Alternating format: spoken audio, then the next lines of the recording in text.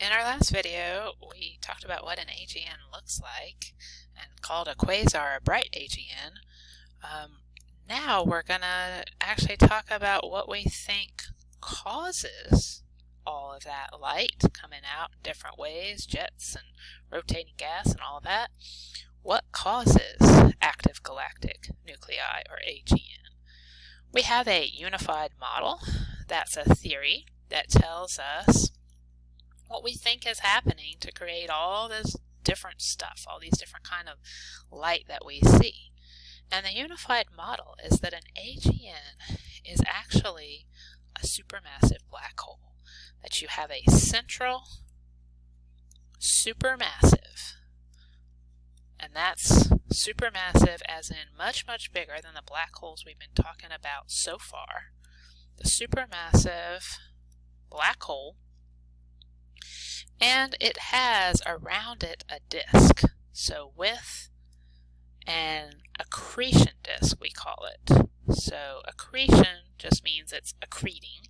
It's adding material to the black hole. All that swirling gas and dust around the black hole, that's an accretion disk. And you can sort of see some images here. There's a real image of a galaxy in the orange here, and then the artist's interpretation of that black hole that would look at the beginning. So it's a unified model because it unifies all observations of AGN. So it explains what we saw, all those things that we call quasars. It explains the small size, the rotation, the jets, all of that. Let's go back to supermassive just for a minute to give it a better definition. So when I say supermassive, what do I mean? I don't just mean a few times the sun's mass, like we've seen with our stellar mass black holes. I mean thousands to billions of solar masses. So thousands to billions of solar masses. And just to explain that, a little pause and the background noise, that was my phone ringing, but I'm back now. Good. So supermassive, 1,000 to billions of times the mass of the sun. This is not just one dead star. This is something totally, totally different. So, what else can we sort of say about these AGN, these supermassive black holes with accretion disks?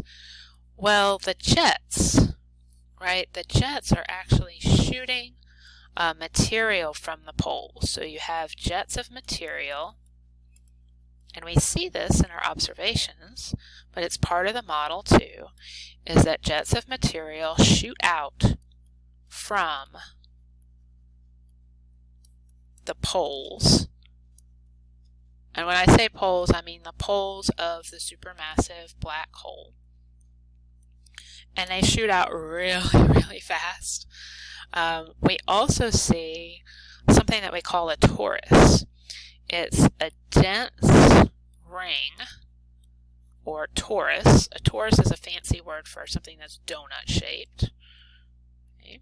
A torus of gas and dust around the accretion disk. So it's bigger than the accretion disk. So it surrounds the disk. So we're building up a picture here to explain all our observations. The picture is you got a supermassive black hole surrounded by a disk, surrounded by a torus, with these crazy jets shooting out. And you can see in the picture on the slide here an idea of what that might actually look like, as well as some actual pictures of the various elements. The galaxy with a bright center here, and then this dusty torus around it. So what is making all the bright light? Remember these things, the quasars can be trillions of suns. So that light that we see doesn't come from the black hole, right? Light doesn't escape the black hole, but it comes from material falling onto the black hole. So the light we see comes from material falling on the black hole, the supermassive black hole, from the disk. So that is actually where all the energy, where all the light, all the luminosity comes from, is when all this spinning gas and dust falls onto that black hole. Remember, the gravity is really strong. All that we said about black holes is true for this, but this is much, much bigger and not created in the same way. So we get a ton of light that comes out. So here's that picture of what it looks like, and here's another one just giving you a sense of the jets. So a few more things, just to kind of wrap this up. So we've identified what a quasar is. It's a really bright AGN, and we've talked about the model, the unified model for AGN. So let's talk a little bit more about these supermassive black holes, because it turns out supermassive, let me write this, more on supermassive black holes. It turns out that there are not just supermassive black holes associated with active galactic nuclei, AGN, but there are probably supermassive black holes in all galaxies. They probably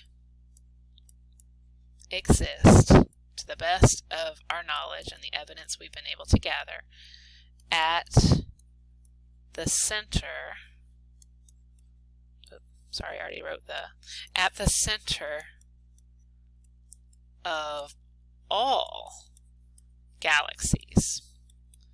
And so I hope that you're asking yourself the question, we don't have an AGN. We don't have something that is 1 trillion times brighter than our sun at the center of our galaxy. And we said that quasars were 1 billion light years away. So how could they be at the center of all galaxies? Well, the answer is that all galaxies have supermassive black holes, but not all of them have AGN. And that is because most galaxies, including our Milky Way, our own galaxy, most galaxies do not have the disk and the torus and all of that other stuff we were talking about. They do not have gas and an accretion disk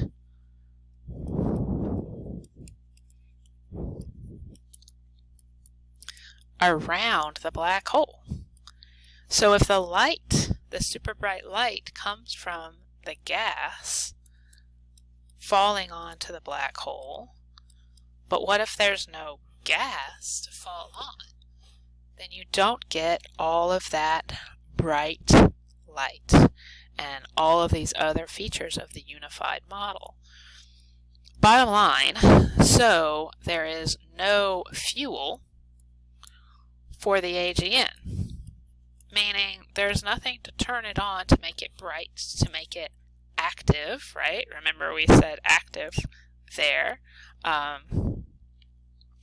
So there is no light observed, none of that really super bright light, and that means then that even though there's a supermassive black hole, it is not active. So it is not an active nucleus. It's just a plain old nucleus, right? So we have a black hole at the center of our Milky Way galaxy. This picture over here shows the center of our Milky Way. And what it shows is that over time, these are old pictures, but over time, the pattern of gas changes. We have gas clumps swirling around the center of our Milky Way. We don't see jets, we don't see an accretion disk, but we see gas slowly moving around, orbiting something very, very massive, a supermassive black hole. right? So galaxies have supermassive black holes, but they are not all active. They are not all AGN or quasars because they don't all have the gas to feed the black hole to make the light for an AGN. Watch the video called Supermassive Black Holes Explained by PhD Comics for more info, and we will finish this session out with a clicker question. Okay, so what happens to active galaxies, okay, one that is an AGN, when the AGN runs out of fuel? What do you think happens based on what we just said about the Milky Way and other galaxies? Okay, see you all next time.